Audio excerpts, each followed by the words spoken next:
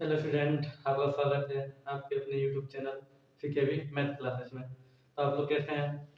मैं आशा करता हूँ कि आप लोग अच्छे होंगे और आप लोगों की पढ़ाई अच्छे से चल रही होगी। कल हम लोगों ने क्या चैप्टर 9 में क्वेश्चन नंबर 7 तक देखे थे। तो चलिए आज क्वेश्चन नंबर 8 स्टार्ट करते हैं। तो बोर्ड पे प्रश्न लिखा हुआ है, चलिए स्टार्ट करते हैं। क्या एक पेडिस्टल के शिखर पर 1.6 मीटर ऊंची एक मूर्ति लगी है। भूमि के एक बिंदु से मूर्ति के शिखर का उन्नयन कोण 60 डिग्री है और उसी बिंदु से पेडिस्टल के शिखर का उन्नयन कोण 45 डिग्री है। तो यहाँ पे पेडिस्टल की ऊंचाई ज्ञात करना है। चलिए हम लोग स्टार्ट करते हैं। क्या यहाँ पे एक पेडिस्टल लगा है, मतलब मूर्ति लगाने के लिए एक पेडिस्टल लगा हुआ है और क्या पेडिस्टल के शिखर पर 1.6 मीटर क्या ऊंची एक मूर्ति लगा है। यहाँ पे क्या यहाँ से यहाँ तक क्या मान लेते हैं, ये है, ये बी है। ए बी क्या है, पेडिस्टल की ऊंचाई है। पेडिस्टल पेडिस्टल का ऊंचाई है और यहाँ पे क्या 1.6 मीटर इसी के ऊपर में क्या 1.6 मीटर ऊंचा मूर्ति लगा, 1.6 मीटर ऊंचा मूर्ति लगा हुआ है। ठीक है, यहाँ पे हम लोग क्या ए बी, यहाँ पे पॉइंट डी मान लेते हैं। मूर्ति लगी है, बोल रहा भूमि के एक बिंदु से, यहाँ पे कोई मान लेते हैं, यहाँ भूमि का एक बिंदु, यहाँ पे क्या भूमि का बिंदु है यहाँ पे। तो यहाँ पे बोल रहा है इस भूमि के बिंदु से, भूमि के बिंदु से भूमि के एक बिंदु से मूर्ति का शिखर का उन्नयन कोण कितना है। यहाँ पे मूर्ति का शिखर ही बोला है, मूर्ति यहाँ से यहाँ तक है, मूर्ति का शिखर ही बोला है। तो मूर्ति के शिखर का मूर्ति के शिखर का उन्नयन कोण कितना है, मूर्ति का शिखर का उन्नयन कोण कितना 60 डिग्री बोला है क्वेश्चन में। 60 डिग्री है, 60 डिग्री है यहाँ पे। और फिर क्या उसी बिंदु से पेडिस्टल के शिखर, बोला इसी बिंदु, यहीं से इसी बिंदु से पेडिस्टल के शिखर, ये मतलब पेडिस्टल है, पेडिस्टल का शिखर यहाँ, बोला इसी बिंदु से पेडिस्टल का शिखर का उन्नयन कोण कितना है, पेडिस्टल के शिखर का उन्नयन कोण कितना है यहाँ पे 45 डिग्री। तो यहाँ से ही केवल 45 है, लेकिन ये पूरा अगर वो देखा जाए तो कितना है 60 डिग्री है। तो बोला उन्नयन कोण कितना है 45 था, पेडिस्टल के शिखर से इसी बिंदु पे पेडिस्टल के शिखर का उन्नयन कोण 45 है, जबकि मूर्ति के शिखर का उन्नयन कोण इस बिंदु से कितना है 60 है। तो टोटल बड़ा कोण 60 है, छोटा वाला 45 है। हम लोग को क्या यहाँ पे पेडिस्टल का ऊंचाई हम लोग को ये वाला निकालना है। क्या यहाँ पे x मान लेते हैं, x का ऊंचाई निकालना है और यहाँ पे क्या ये वाला 1.6 दिया हुआ है। चलिए स्टार्ट करते हैं। सबसे पहले क्या हम लोग देखेंगे ट्रायंगल कितना, यहाँ पे सी मान लेते हैं। तो ए बी सी में triangle triangle A B C में ट्रायंगल ए बी सी में क्या दिया हुआ है, यहाँ पे 45 डिग्री दिया है। 45 के सामने ये वाला क्या x है, तो 45 के सामने x है, ये वाला क्या बेस है, AC बेस है। तो क्या यहाँ पे बेस हम लोग को यहाँ पे x का वैल्यू निकालना है। तो इस 45 छोटा वाला त्रिभुज में ABC में इस प्रकार से छोटा त्रिभुज बना हुआ है। मैं आपको बता दे रहे हैं, छोटा त्रिभुज क्या यहाँ पे A है, यहाँ पे A है, यहाँ पे B है और यहाँ पे क्या है C है। तो C यहाँ पे 45 है, यहाँ पे पूरा कितना है x है। तो 45 के सामने जो है परपेंडिकुलर होगा, नीचे सी ए क्या होगा बेस होगा। तो परपेंडिकुलर और बेस किसमें आता है tan थीटा में। तो हम लोग लिख सकते हैं tan थीटा बराबर क्या, tan थीटा बराबर AB डिवाइड बाय कितना AC लिख सकते हैं। तो tan थीटा, थीटा का मान कितना है 45, तो tan 45 का वैल्यू यहाँ पुट कर देंगे 45। तो tan 45 बराबर कितना होता है वैल्यू 1 होता है। तो यहाँ पे क्या लिखेंगे 1 इज इक्वल टू कितना AB की जगह क्या है x है, तो यहाँ पे x पुट करते हैं बराबर क्या AC। तो क्या AC, तो यहाँ पे AC इंटू 1 कितना हो जाएगा AC इज इक्वल टू कितना x। तो AC का वैल्यू यहाँ पे कितना आ गया है, AC का वैल्यू x आ चुका है। तो यहाँ पे क्या ये x है, तो AC भी कितना x ही है, यहाँ से यहाँ तक x निकल चुका है। अब हम लोग देखते हैं ट्रायंगल किसमें, ट्रायंगल बड़ा वाला में ACD में, ट्रायंगल ACD में हम लोग क्या ट्रायंगल ACD में लिखते हैं। बड़ा ट्रायंगल में कितना दिया है यहाँ पे, इसके इसी प्रकार से 60 के सामने क्या AD क्या होगा लंब होगा और AC क्या होगा बेस होगा। तो फिर उसी प्रकार से क्या हो जाएगा tan थीटा बराबर क्या हो जाएगा,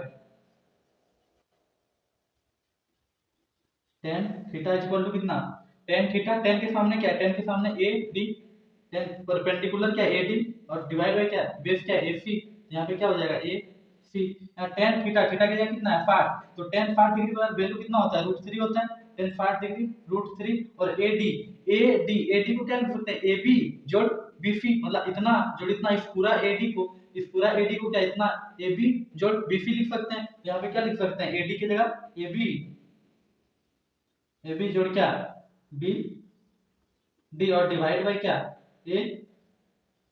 डी। चलिए अब इधर स्टार्ट करते हैं। यहाँ पे क्या अब इतना लिखे हैं √3 यहाँ पे है। अब हम लोग वैल्यू पुट करते हैं जो जो दिया हुआ है।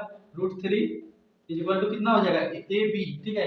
ए बी का कितना हम लोग निकाले एक्स, तो यहाँ पे क्या पुट कर देंगे एक्स प्लस क्या बी डी। बी डी कितना 1.6, तो यहाँ पे पुट कर देंगे 1.6 और डिवाइड बाई क्या, डिवाइड बाई नीचे क्या आ जाएगा ए बी ए डी और ए डी। यहाँ पे ए नीचे क्या होगा ए फी होगा, यहाँ पे नीचे ए फी, यहाँ पे क्या हो जाएगा ए फी।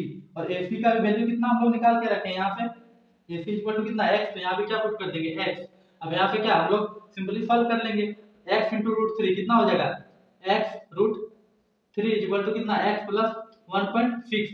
अब यहाँ से क्या है यहाँ पे मल्टीप्लाई हो गया, यहाँ एक्स रह गया। अब यहाँ पे क्या है प्लस का एक्स इधर आएगा क्या हो जाएगा माइनस का एक्स, तो क्या हो जाएगा एक्स √3 और यहाँ पे क्या हो जाएगा माइनस का एक्स प्लस कितना 1.6 इधर बच जाएगा। तो यहाँ पे एक्स यहाँ भी एक्स है यहाँ भी एक्स है, दोनों जगह एक्स है, तो क्या एक्स को कॉमन कर लेंगे तो अंदर क्या बच जाएगा √3 माइनस 1 इज इक्वल टू कितना 1.6 हो जाएगा।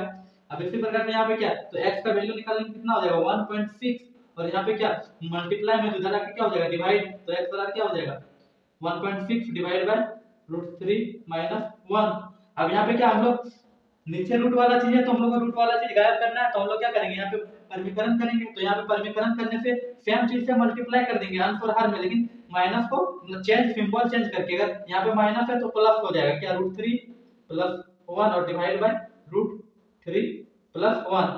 अगर परमीकरण करना है तो क्या सिंबल चेंज करके सेम चीज से अंश और हर में गुना कर देते हैं। अगर यहाँ पे प्लस रहता तो माइनस से दोनों जगह गुना कर, क्या माइनस यहाँ पे करते हैं, अगर यहाँ पे प्लस रहता तो यहाँ माइनस है इसलिए क्या प्लस के सिंबल चेंज कर देना होता है। तो x इक्वल टू कितना आ जाएगा यहाँ पे 1.6 इंटू कितना √3 प्लस 1 और डिवाइड बाय कितना, आप लोगों को फार्मूला दिख रहा होगा a minus B a plus B. तो क्या a प्लस b और a माइनस b का फार्मूला क्या होता है a² माइनस b²। तो a की जगह कितना है √3, तो √3 का स्क्वायर कितना हो जाएगा 3 माइनस 1 का स्क्वायर कितना हो जाएगा a, तो कितना x बराबर कितना आ जाएगा 1.6 इंटू क्या √3 प्लस 1 और डिवाइड बाय 3 में 1 का कितना 3 माइनस 1 कितना 2 और 2 से कितना घर में कट जाएगा 0.8 घर में, तो x बराबर कितना आ गया 0.8 इंटू कितना √3 माइनस प्लस कितना 1 मीटर। सारा चीज क्योंकि यहाँ पे मीटर में दिया हुआ है भी, तो यहाँ पे ऊंचाई कितना मीटर में आ जाएगा, अर्थात हम लोग क्या पेडिस्टल की ऊंचाई लिख सकते हैं, अर्थात पेडिस्टल की ऊंचाई बराबर कितना, ऊंचाई बराबर 0.8 √3 प्लस 1। तो क्या फाइनली इसका आंसर आ चुका है। अब इसी प्रकार से एक दूसरा प्रश्न है, क्या एक मीनार के पास बिंदु से एक भवन के शिखर का, बोला एक मीनार है, ठीक है, एक मीनार है इस प्रकार से, एक मीनार के पास बिंदु से एक भवन के शिखर और एक क्या भवन है, मतलब एक टावर है और एक क्या घर बिल्डिंग है। तो बोला एक मीनार के पास बिंदु से, मीनार है, मीनार का क्या युगला है निचला हिस्सा, मतलब पास बिंदु मतलब जो जमीन जो फटा हुआ है, जमीन पे जो हिस्सा फटा हुआ है वही उसी को बोलते हैं क्या पास बिंदु। तो यहाँ से बोल रहा है कि भवन का शिखर का उन्नयन कोण, तो यहाँ पे अगर खींचेंगे तो भवन के शिखर का उन्नयन कोण, भवन के शिखर का उन्नयन कोण कितना यहाँ पे 30 डिग्री बन रहा है, यहाँ पे 30 डिग्री बन रहा है। और फिर बोला भवन के पास बिंदु से, भवन है, भवन का जो जमीन से फटा हुआ भाग है, तो उससे बोला यहाँ पे मीनार के शिखर का उन्नयन कोण, मीनार के शिखर का उन्नयन कोण कितना 60 बन रहा है। तो इसको फिर क्या हम लोग यहाँ से इसको मिला देंगे, ये बोला कितना 60 डिग्री बन रहा है, 60 डिग्री बोला है। यदि मीनार 50 मीटर ऊंची है, बोला मीनार, ये जो मीनार है इसका ऊंचाई कितना 50 मीटर है। तो बोला यहाँ पे क्या भवन की ऊंचाई ज्ञात कीजिए, इस भवन या बिल्डिंग कितना ऊंचा है, इस भवन का ऊंचाई ज्ञात करना बोल रहा है हम लोग। तो हम लोग मान लेते हैं ए बी सी डी। यहाँ पे ए सी क्या है हम लोग लिख सकते हैं कि माना ए सी भवन है और बी डी क्या है मीनार है, ठीक है, इस प्रकार से हम लोग लिख सकते हैं। ए सी क्या है मीनार है, ए सी मीनार है और बी डी क्या है भवन है, और भवन की ऊंचाई कितना दिया है क्वेश्चन में 50 मीटर दिया हुआ है। तो हम लोग को यहाँ पे मीनार का ऊंचाई कितना दिया 50 दिया, तो हम लोग को एसी भवन की ऊंचाई ज्ञात करना है। तो हम लोग सबसे पहले चलिए देखते हैं इस ट्रायंगल ए बी डी में, तो लिखते हैं क्या ट्रायंगल ए बी डी में ए बी डी में, तो इस थीटा कोण यहाँ पे ए बी डी में थीटा कोण कितना बन रहा है, थीटा यहाँ पे 60 डिग्री बन रहा है, तो 60 के सामने जो वाला दिख रहा है ये वाला क्या होगा, परपेंडिकुलर होगा, और ए बी क्या होगा, बेस होगा, तो हम लोग लिख सकते हैं tan थीटा सेम पिछला वाला जैसे बताएं, tan थीटा इक्वल टू क्या हो जाएगा, ए बी डी हो जाएगा यहाँ पे क्या, बी डी और डिवाइड बाय क्या, A B tan theta, theta का कितना है 60, तो tan 60 का वैल्यू कितना होता है, यहाँ पे tan 60 बिठाएंगे तो tan 60 का वैल्यू कितना होता है, ट्रिग्नोमेट्रिक टेबल से √3 तो लिख देंगे क्या √3, और बी डी का वैल्यू कितना दिया 50, तो यहाँ लिख देंगे क्या 50, और नीचे क्या है ए बी, तो ए बी रहने देते हैं, तो मल्टीप्लाई हो जाएगा क्या, यहाँ पे ए बी √3 इक्वल टू कितना 50 आ जाएगा, तो ए बी इक्वल टू कितना आ जाएगा 50, और यहाँ पे मल्टीप्लाई इधर आके क्या हो जाएगा डिवाइड √3, यहाँ पे परिमेकरण कर देंगे इसमें, तो कितना आ जाएगा √3 डिवाइड बाय √3, तो ए बी का वैल्यू कितना आ जाएगा, ए बी का वैल्यू 50 √3 और डिवाइड बाय क्या है यहाँ पे 3 आ जाएगा। अब चलिए हम लोग क्या फिर से उसी प्रकार से देखते हैं क्या, अब इस ट्रायंगल में देखेंगे, ट्रायंगल ए बी सी में, अब ट्रायंगल किसमें, ट्रायंगल ए बी सी में, ट्रायंगल क्या ए बी सी में देखते हैं, यहाँ पे थीटा थीटा के लिए कितना है 30 है, और थीटा के सामने क्या एक्स है, यहाँ पे दिख रहा होगा एसी क्या है, मीनार की ऊंचाई है, एसी भवन की ऊंचाई है, और 30 यहाँ पे है, तो इसके सामने एक्स है, तो ये क्या होगा एक्स एसी भुजा जो है क्या होगा परपेंडिकुलर होगा, और ए बी क्या होगा बेस होगा, तो हम लोग क्या लिखेंगे इसका tan 30 डिग्री बराबर tan 30 डिग्री बराबर क्या, यहाँ भी उसी प्रकार से क्या ए सी बट्टे ए बी, ए सी बट्टे ए बी, tan कितना tan 30 डिग्री, tan 30 डिग्री, और tan 30 डिग्री का वैल्यू कितना होता है 1/√3, तो यहाँ पे पुट करते हैं क्या 1/√3 इक्वल टू कितना हो जाएगा AC की जगह कितना x, तो यहाँ पे x पुट कर देते हैं डिवाइड बाय AB का वैल्यू हम लोगों ने कितना फाइंड किया, यहाँ पे